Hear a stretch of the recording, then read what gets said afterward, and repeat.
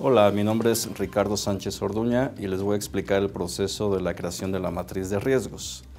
El plan de gestión de riesgos, en este caso expresado como una matriz de riesgos, es un plan subsidiario del plan para la dirección del proyecto.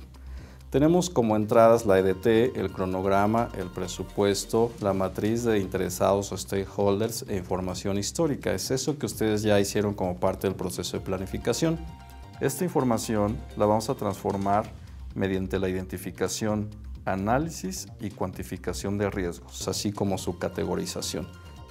Y tendremos como salida precisamente la matriz de riesgos. Ahora bien, ¿qué es un riesgo? Un riesgo es un evento en el futuro, el cual tiene una probabilidad de ocurrencia y un impacto. Es muy importante resaltar que el impacto puede ser negativo o positivo. Entonces, para hacer nuestra matriz de riesgos necesitamos aplicar 6 pasos. Primero, planificar la gestión de los riesgos, como pueden ver en la gráfica, en donde se definen, por decir así, las reglas del juego. Ese proceso está fuera de un ciclo, ya que se realiza una sola vez.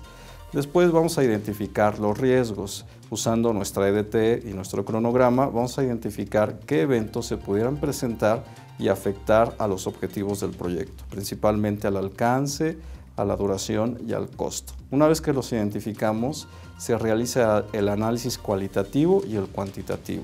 Ahí vamos a priorizar los riesgos y también vamos a cuantificar su impacto. Una vez que los analizamos, entonces preparamos un plan de mitigación o de traslado o transferencia de los riesgos.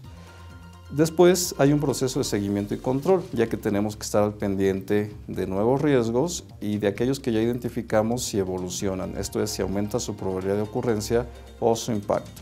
Para poder realizar la matriz de riesgos tenemos 6 procesos. Primero está planificar la gestión de los riesgos, que consiste básicamente en establecer las reglas de cómo los vamos a gestionar, es decir, cómo los vamos a identificar, cómo los vamos a calificar, a cuantificar y cuáles son las respuestas que vamos a preparar, así como el seguimiento y control.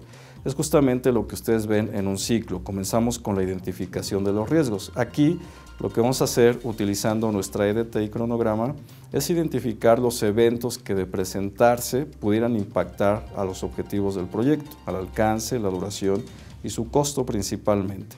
Una vez que los identificamos, tenemos ya nuestra lista de riesgos o registro de riesgos, los vamos a calificar, es decir, establecer prioridades de atención.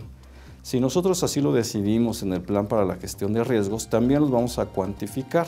Ahí tendremos que medir su impacto económico. Y después viene un proceso de preparar las respuestas, es decir, qué vamos a hacer para evitarlos, trasladarlos, mitigarlos, o puede ser el caso de solamente aceptarlos. También tenemos un proceso de seguimiento y control, ya que durante el ciclo de vida del proyecto pueden surgir nuevos riesgos que tendremos que ingresar a este proceso, o los que ya tenemos identificados pueden aumentar su probabilidad o su impacto. Entonces, ¿qué contiene nuestra matriz de riesgos? Contiene a los riesgos identificados, si tenemos algún rol, es decir, roles y responsabilidades. Por ejemplo, si un proyecto tiene una gran cantidad de riesgos, vale la pena que un miembro del equipo se dedique solamente a darle seguimiento y control, y este será el administrador de riesgos. También podemos utilizar una herramienta para categorizarlos. El tener una plantilla de categorías de riesgos nos ayuda a facilitar su identificación, de tal forma que no cometamos omisiones. También podemos incluir, en este caso, los valores de probabilidad e impacto. ¿Cómo lo vamos a determinar? Para nuestro ejemplo, vamos a utilizar 3 valores para la probabilidad de ocurrencia, que serían bajo, medio y alto, identificados por 1, 2 y 3, y también 3 valores para el impacto, que pueden ser bajo, medio y alto, y también utilizando los números 1, 2 y 3. Esto lo podemos complementar utilizando el código de colores, el verde para los riesgos que no tienen mucho impacto y no son prioritarios, el amarillo para los que tienen estos valores a la mitad, y el color rojo para aquellos riesgos que requieren de una respuesta inmediata, es decir, de nuestra mayor atención en este momento. Con esos valores de color y de número podemos armar nuestra matriz. Por favor, veamos un ejemplo en donde tenemos en la primera columna un identificador del riesgo. Ese identificador puede ser el mismo que utilizamos en los elementos de la EDT.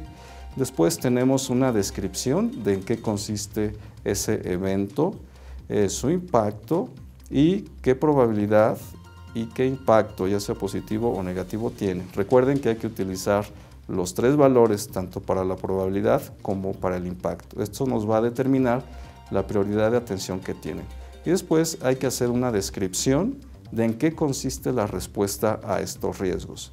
Vean por último un ejemplo ya completo de esto que acabamos de describir.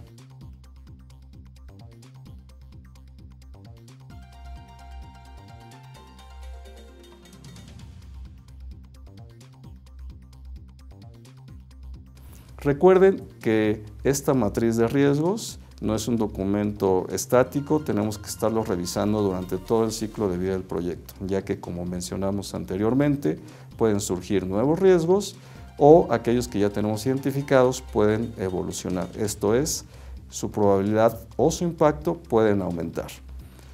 Con esto terminamos entonces el proceso de elaboración de matriz de riesgos. Muchas gracias.